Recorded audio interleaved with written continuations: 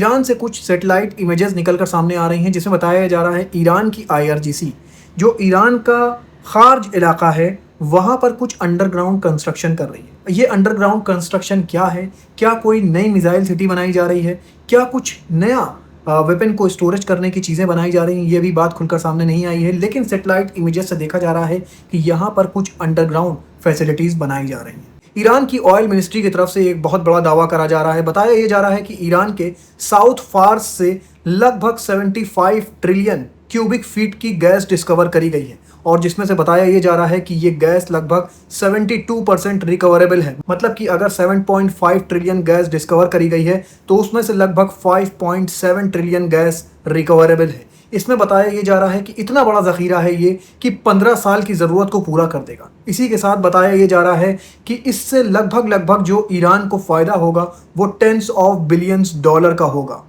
दोस्तों इसी के साथ मैं आपको बता दूं, ईरान के पार्लियामेंट मेंबर हैं गालिबाफ, उनका भी आज बयान आ गया है। बताया ये जा रहा है कि अमेरिका में मीट के प्राइसेस काफ़ी ज़्यादा बढ़ गए हैं। इस वजह से अमेरिका क्या कर रहा है कि फ्रोज़न मीट इम्पोर्ट कर रहा है अपनी कंट्री में। ईरान के पार्लियामेंट मेंबर गालिबाफ ने कहा कि अगर अमेरिका महंगाई कम करने के लिए फ्रोजन मीट इंपोर्ट कर सकता है तो आप देखेंगे शायद आने वाले दिनों में अमेरिका जो बॉन्ड यील्ड है जिसकी कीमतें आसमान छूती जा रही हैं वो भी फ्रोजन कहीं ना कहीं से इंपोर्ट करेगा। इसके बाद कहा कि हाउसिंग जो पॉलिसी है वो भी फ्रोजन इंपोर्ट कर सकता है अमेरिका। इसके बाद गालिबाफ ने कहा कि पे चेक्स जो वेजेस हैं उसको भी फ्रोजन बाय करेगा अमेरिका। दोस्तों ये सब एक तरह से सार्केस्टिक वे में कह रहे थे गालिबाफ। गालिबाफ का कहना था कि अमेरिका ईरान की इकोनॉमी को डैमेज करने की कोशिश कर रहा था, लेकिन लगता है कि ये बैकफायर हो गया है और अमेरिका की खुद की इकोनॉमी इस वक्त ट्रैक से उतरती दिखाई दे रही है। अब मैं खबर आपको इजराइल से बता दूं। इजराइल के प्राइम मिनिस्टर बेंजामिन नेतन्याहू का नया प्लान आया है कि वो गाजा के ऊपर नए सिरे से मिलिट्री स्ट्राइक करने का प्लान बना रहे हैं और ये बात अब चारों तरफ जब फैल चुकी है तो बेंजामिन नेतन्याहू ने प्रेस के सामने आकर कहा कि हमारे पास F-35 है, लेकिन ड्रोन से निपटने के लिए हम सालों से कोशिश कर रहे हैं, लेकिन अभी तक ड्रोन से निपटने के लिए हमारे पास कोई 100% फुल प्रूफ प्लान नहीं है।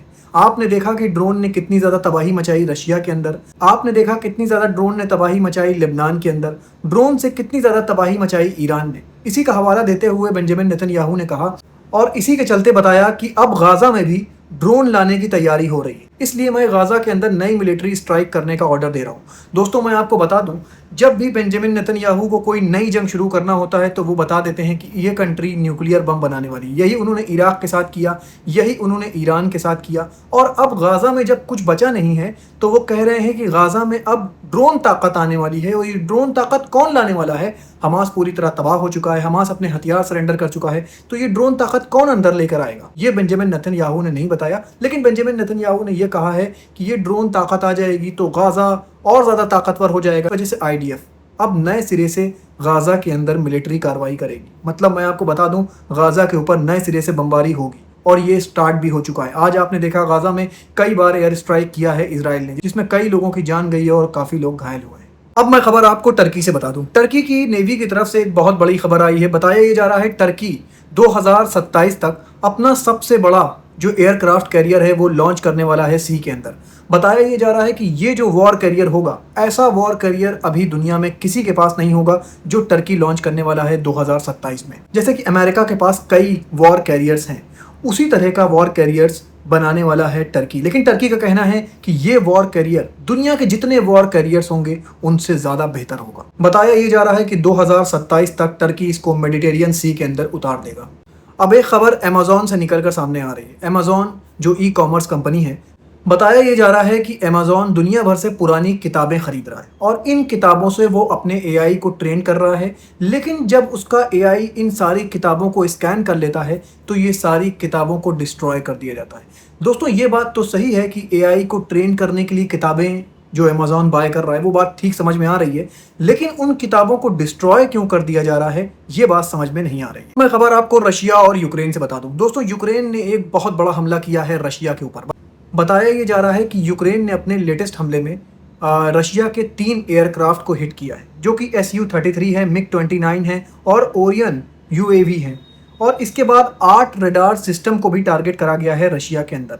इसके बाद S-400 पोजीशन जो है उसको भी टारगेट करा गया है और 2 एयर डिफेंस सिस्टम को भी तबाह कर दिया है यूक्रेन ने। दोस्तों बहुत बड़ा नुकसान किया है यूक्रेन ने रशिया का। अगर टोटल देखा जाए तो यूक्रेन ने लगभग 14 ठिकानों को एक साथ हिट किया रशिया के अंदर। उधर रशिया से भी खबर आ रही है, रशिया ने अपने सोल्जर्स को मूव करना शुरू कर दिया है।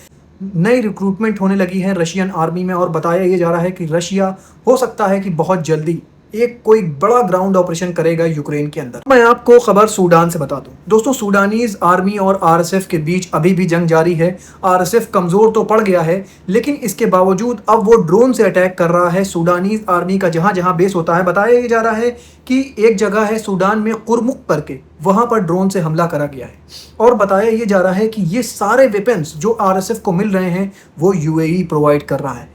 नई सैटेलाइट इमेजेस ये दिखा रही हैं कि सूडान के करीब इथोपिया का जो एसोस एयरपोर्ट है वहाँ पर यूएई के बड़े बड़े कार्गोस को उतरते हुए देखा गया है और एक दो बार नहीं, ये रिपीटेडली कई बार ये कार्गोस आते हैं और यहाँ पर कुछ सामान छोड़कर जाते हैं।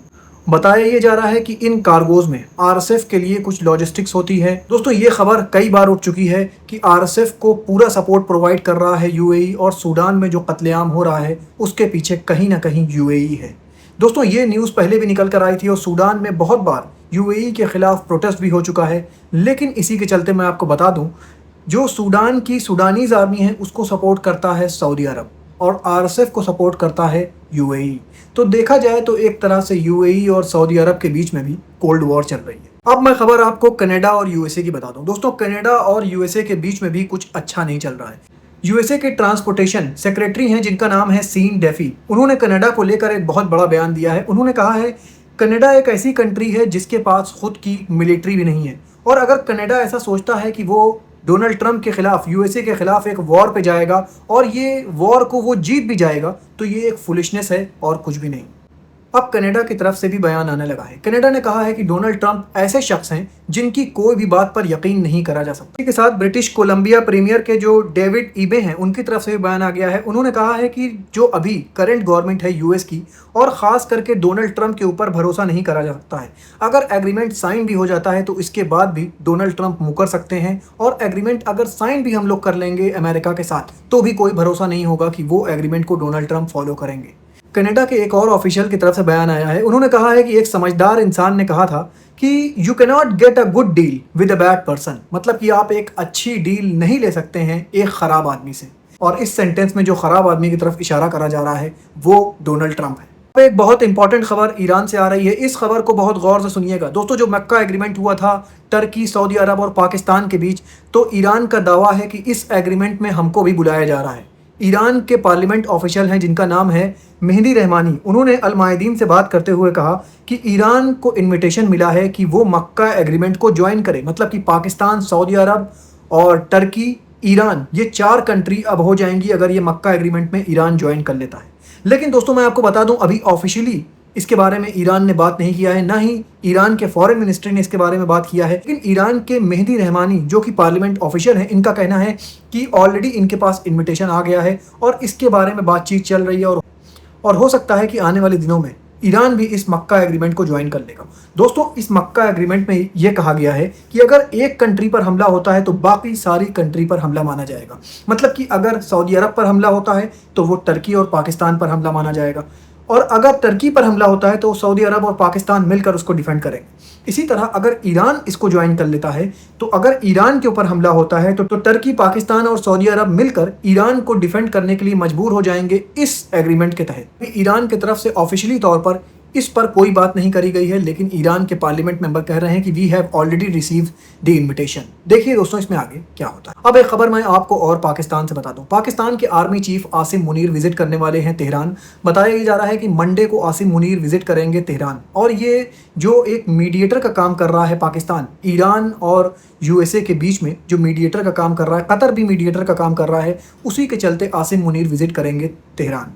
अब मैं आपको वेदर रिपोर्ट बता दूं। दोस्तों जापान में आज फिर 5.7 रेक्टर का एक अर्थक्वेक आया। इस अर्थक्वेक से कोई तबाही तो नहीं हुई, ना किसी के जान माल के नुकसान हुआ, लेकिन बताया ये जा रहा है कि दूसरी आफत जो जापान में आई है उससे जापान को काफ़ी ज़्यादा नुकसान हो रहा है। बताया ये जा रहा है कि हैवी रेनफॉल के चलते आज लगभग 13 लोगों के मारे जाने की खबर है जापान के अंदर। 13 और 14 अगस्त के बाद से जापान में जो लगातार बारिश और फ्लड का सिलसिला जारी है, इसमें बताया जा रहा है कि लगभग 152 हाउसेज वर टोटली डिस्ट्रॉयड, मतलब कि 152 जो घर हैं वो पूरी तरह से तबाह हो गए हैं और लगभग 3921 बिल्डिंग को हिट किया है इस फ्लड ने। और अभी भी लगभग 45 से ज़्यादा लोग शेल्टर में रहने के लिए मजबूर हैं। दोस्तों, इसी के साथ मैं आपको बता दूं, इटली में एक ज़बरदस्त तूफान आया। रनवे पर जितने प्लेन खड़े हुए थे, देखिए किस तरह से वो खिलौनों की तरह उड़ जाते हैं। बताया ये जा रहा है कि यहाँ पर स्टॉर्म की स्पीड थी वो लगभग 120 किलोमीटर पर आवर की स्पीड थी, जिसके चलते ये जो आप देख रहे हैं सारे प्लेन ये खिलौनों की तरह उड़ जाते हैं। मैं खबर आपको चाइना से बता दूं, चाइना के बीजिंग में जो ह्यूमनाइड रोबोट का एक गेम होने वाला था वो शुरू हो चुका है और बताया ये जा रहा है कि इसी के चलते 80 बूस्टर T2 ह्यूमनाइड रोबोट को एक साथ चलते हुए देखा गया। इनकी बाकायदा मार्च कराई जाती है। ये जो आप देख रहे हैं ये कोई AI से बना हुआ वीडियो नहीं है, ये रियल में चाइना के रोबोट हैं जो इतने सिंक्रोनाइज्ड वे में परेड कर रहे हैं। दोस्तों, ये जब सेरेमनी स्टार्ट हुई थी गेम से पहले का ये सीन है। दोस्तों, ऐसे ही खबरें लेकर मैं आपके पास आता रहूँगा। अपना बहुत ख्याल रखिए और मुझे भी अपनी दुआओं में याद रखिए।